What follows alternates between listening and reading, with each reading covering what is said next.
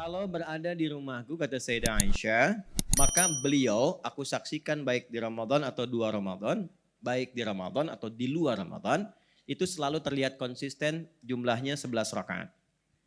Nah, jadi dari yang 2 nggak ada batas nih. Maka di rumah Sayyidah Aisyah berapa? 11. Bagaimana teknisnya? Kata Sayyidah Aisyah, yusalli arba'an. Kalau di kediamanku terlihat salat dulu 4. 4 rakaat. La tas'alan husnihinna wa tulihinna. Tapi jangan tanya ya, bagaimana panjang dan bagusnya. Ya, cukup tahu aja 4 gitu. Jangan tanya panjang dan bagusnya. Karena pernah ada kasus pengen tahu, ikut di belakang Nabi beberapa sahabat.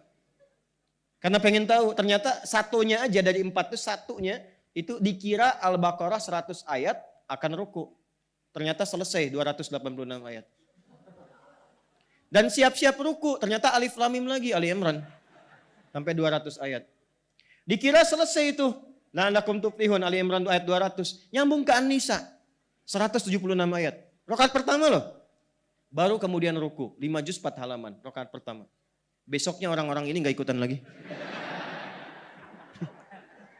Betul. Ya. Jadi gak usah tanya panjang dan bagusnya. Maksudnya apa? Menyesuaikan dengan jamaah saja. Menyesuaikan dengan kemampuan saja. Nabi begini, rakaat pertama, aku terkena bagian kakinya, melihat kakinya sudah bengkak.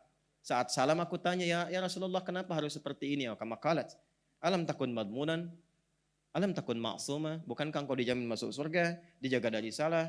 Apa jawabnya? Afala akunu abdan syakura. Dari semua nikmat itu apa enggak boleh aku syukuri dengan memperbanyak sholat? Nabi, 1 rakaat kaki bengkak. Anda, saya, kita, rakaat pertama mata bengkak. Ya. Dah? Baik. La tas'al an husnihinna wa tulihinna. Semampu kita, tapi yang nyaman, yang enak, yang tenang. Teruskan. Thumma yusalli arba'an. Kemudian salat lagi 4. La tas'al an tulihinna wa husnihinna. Jangan tanya lagi panjang dan bagusnya. Thumma yusalli 3. Baru 3 rakaat. 4 tambah 4 tambah 3 berapa? 11. Nah ya? Ini. Nah, sementara di rumah Sayyidah Maimunah, ketika Ibnu Abbas radhiyallahu taala anhuma menginap di rumah beliau ini karena ingin melihat kebiasaan bangun tidurnya Nabi di malam hari. Baik, itu nanti didokumentasikan dengan sempurna oleh Abu Daud. Nama aslinya Sulaiman dari Sijistan. Dikenal Sulaiman As-Sijistani. Hafal banyak hadis sampai lunak lisannya melunakkan hadis. Ditanya apa aja jawab. Hadis ini, hadis itu. Ini sahih, ini dhaif. Sampai dikomentari oleh para ulama termasuk Ibnu Qayyim Al-Jauziyah berkata, kalau ada Nabi Daud bisa melunakkan besi dengan tangannya, ini Abu Daud melunakkan hadis dengan lisannya. Ya, ada yang menyebutkan kunyah, ada yang menyebutkan kisah tadi. Maka dikenallah dengan Abu Daud punya kitab namanya Sunan. Sunan itu kitab hadis yang disusun berdasarkan riwayat fikih. Ya, berdasarkan urutan fikih. Makanya dibuka dengan taharah, wudu, salat. Kalau ini Jami' Al-Bukhari, temanya umum. Kembali nomor hadis 1367. Kata Ibnu Abbas radhiyallahu taala anhuma, atau kama qala kana an-nabiy sallallahu alaihi wasallam, adalah kebiasaan Nabi sallallahu alaihi wasallam, idza staiqadha min naumihi, kalau bangun dari tidurnya fajalasa, maka beliau duduk terlebih dahulu, duduk. Famasaha biyadihi min athari naumih, kemudian beliau menggunakan tangan yang bersihnya untuk menghilangkan bekas kantuknya. Hilangkan bekas kantuk. Jadi tidak langsung baca doa. Ya, karena kalau Anda baru bangun, duduk langsung baca doa, itu apa bahasa Koreanya tuh? Nundutan. Ya, masih ada bekas-bekas kantuk terbawa tuh, masih begini. Nah, sehingga bacaan doa itu tidak meresap kepada jiwa. Kadang bangunnya jam 3, tapi setelah sadar 4:30, kan? Ada efek ngantuk kan? Maka hilangkan dulu. Dan dengan bagian tangan yang diduga bersih. Karena nanti ada hadis lain, kalau Anda bangun dari tidur, kan, merasa tangannya pernah menjelajah ke titik yang tidak Anda ketahui, maka bersihkan dulu itu. Jelas? Kemudian setelah itu apa? Faqara khawatim surah Ali Imran, maka membaca 11 ayat terakhir surah Ali Imran. Dari ayat 190 sampai ayat 200. Itu panduan kehidupan. Baru nanti ditemukan di Jundub bin Junada dan Mu'ad bin Jabal, doa bangun tidurnya. Alhamdulillahilladzi ahyana ba'dama amatana wa ilaihin syur. Teruskan hadisnya, thumma dhahaba ila syunin mu'allaqah, kemudian pergi ke tempat tertutup, fatawadda untuk berwudu.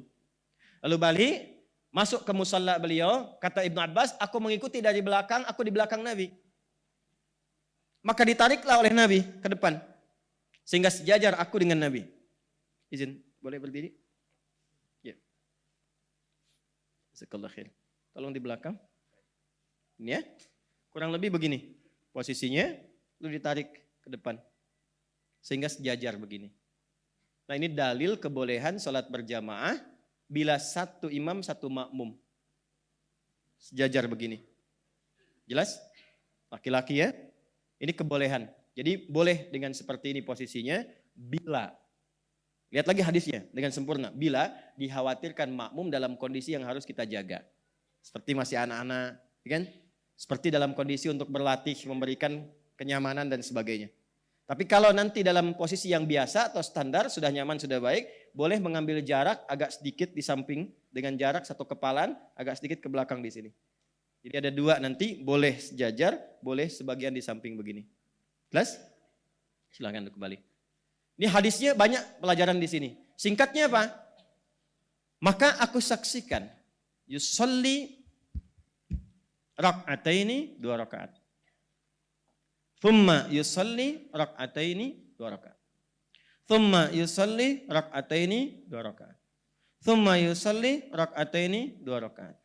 Thumma yusolli rak'ataini 2 rakaat. Fal yutir rak'atan wahidah, kemudian witir 1 rakaat. 1, 2, 3, 4, 5. 5 kali 2 berapa? 10. Tambah 1? 11. Jadi dikonfirmasi oleh Ibnu Abbas di rumah kediaman Sayyidah Maimunah radhiyallahu taala anha, jelas bukan di rumah Sayyidah Aisyah kan? Ya, ternyata 11 juga. 11 juga. Nanti ada hadis lain di Al-Bukhari, di keterangan Sayyidah Aisyah pernah 13, tapi yang 13 itu 2 terakhirnya adalah ternyata 2 rakaat sebelum fajar. Karena beliau saking panjangnya itu sampai mendekat ke fajar. Jelas ya? Teruskan. 2, 2, 2, 2, 2 plus 1. Jadi berapa jumlahnya? 11. Jadi ini standar yang paling standar yang banyak dikerjakan. Karena nanti pernah 7 pernah, 9 pernah. Tapi dari kesaksian yang paling banyak itu seringkali 11 rakaat. Jelas sampai sini? Baik, pelan-pelan. Ini nggak usah banyak tafsir ya. Jadi jangan katakan yang paling benar 4, 4, 3. Yang paling benar 2, 2, 2, 2, 2, 1. Enggak. Mau 4, 4, 3 boleh. Karena nggak ada kaitan. Apakah misalnya MU kemarin menang formasi 4, 4, 3 atau bukan, nggak ada hubungan. Ya, Anda mau 4, 4, 3 boleh. Mau 2, 2, 2 ujungnya 1 boleh. Baik, standarnya berapa? 11. Ini dulu. Pelan-pelan, pelan-pelan. Tapi 1 rakaatnya berapa lama? 5 juz 4 halaman kan? Jadi kalau sunnah jangan tanggung. Ya, ini udah 11 yang dibaca cool semua. Wajah-wajahnya cool kan, cool semua gitu. Tidak. Nabi itu 11 bacaannya panjang, bisa berjam-jam. Karena yang diperbanyak bacaan Qur'annya. Ya, bukan fokus pada jumlah rakaatnya, bacaan Qur'an yang diperbanyak. Karena pahalanya ada di situ. Sepeninggal Nabi, pada nggak kuat ngikutin. Akhirnya Umar jenius, cerdas. Gimana caranya bacaan tetap panjang, sama dengan bacaan Nabi. Tapi tidak keluar dari ketentuan Nabi. Maka dipadukanlah rumus ini dengan rumus yang pertama dari Ibnu Umar. Kan dari Nabi nggak ada batasnya.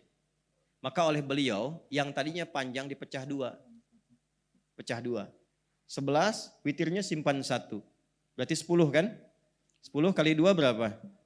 20. Tuh. Sudah? Saya ulang. 10 kali 2 berapa?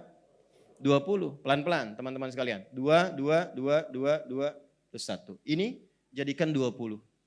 Maksud 20 itu untuk memecah bilangan panjangnya supaya nggak terlampau lama seperti yang di awal. Tapi durasinya masih sama. Tapi berdirinya nggak terlalu lama. Sehingga merasa nyaman dengan itu. Baru witirnya pun ditambahkan dengan 3. Yang tadinya 1 jadikan berapa? 3. Dipecah lagi kan panjang lagi walaupun 1 rakaat. Bagi 3.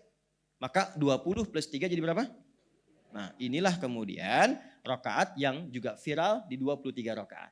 Jadi ada sanadnya juga. Ya, jangan Anda katakan bid'ah. Masa menuduh Umar bid'ah? Dan jangan katakan ikut Umar, ikut Nabi.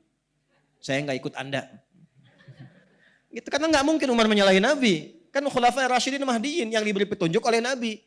Umar tuh berijtihad supaya bacaannya sama dengan Nabi. Tapi cara pelaksanaan nggak melanggar ketentuan Nabi. Maka dipadukan dua hadis. Silahkan 23 ya, tapi juga disamakan ya jumlah bacaan durasinya, jangan cepat-cepat juga. Makanya sangat agak aneh kalau ada yang 11 rakaat 1 jam, yang 23 5 menit. Assalamualaikum. Ya, itu sudah pasti berbeda dengan ketentuan hadis, berbeda spiritnya beda, motivasinya beda. Ya, Anda kan belum tahu aja ilmunya, ya udahlah terserah Anda. Ya, bukan, ilmu itu kan diatur dengan sanad. Kalau semua orang kreativitas ya semua punya versinya masing-masing. Harus ada standar, makanya kata Imam Muslim, babul isnad minad-din. Sanad itu bagian dari agama. Benar belajar, benar ibadahnya. Salah belajar, salah praktek ibadahnya. Paham? Ya, jangan dipotong video saya ya, dari awal sampai akhir tuh. Dah, satu itu. Jadi kalau mau 11 silahkan. Mau 23 silahkan. Ya, di Mekah 23, di Madinah 23, bahkan ada sahabat yang 39. Tapi semangatnya apa? Mengikuti jejak Nabi. Ya, jadi jangan juga yang kemudian yang 11 pun banyak didiskon ayatnya. Saya masih ingat sampai sekarang, berbekas betul itu. 97 saya masuk pesantren di Garut. Itu Ramadan. Imamnya kakak kelas tingkat paling tinggi kelas 6. Tingkat paling tinggi, saya baru masuk kelas 1. Alam pertama. Bacanya 6 harokat lagi. 6 harokat yang Al-Fatihah itu. Ya, 6 harokat itu yang 3 detik ya. Bismillahirrahmanirrahim. Sudah sampai waladhdallin, selesai. Yasin. Waduh celaka saya bilangnya. Saya santri pertama datang, udah dapat Yasin. Tapi memang nikmat malam itu. Allahu Akbar. Jadi dia cuma Yasinnya aja, Yasin, Allahu Akbar. Maksud saya yang gak begitu-gitu juga kali gitu kan. Ya yang standar bacanya, yang enak-enak. Nyaman? Jelas? Oke.